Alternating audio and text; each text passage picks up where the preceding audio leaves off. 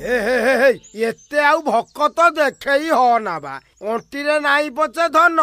बाहरी पड़िला दियो विवाह करने को मन केते खर्च हबो जानिचुटी अरे जानिचु तू जानिची किंतु तू बोधे शीतल षष्ठी पर्व पालनर महत्व जानिनु जदि जानिनु ताले सुन बहु वर्ष धरी माता सती को हरे प्रभु शिव क्रोधाग्नि रे जळुथिले एही दिन माता पार्वती को विवाह करी क्रोधर शीतल होइथिबारु एही दिन को शीतल षष्ठी भावे पालन करा जाय आउ जो देव दंपति को आशीर्वाद पाई तमाने सब निज निज विवाह वार्षिक को मैरेज एनिवर्सरी ना दे केक काटुच सेही देव दंपति से दिन ही एनिवर्सरी अरे मु भी जानी बा मु काल नुहे जे मो आगे दी भाई बसिकी मूला चोबे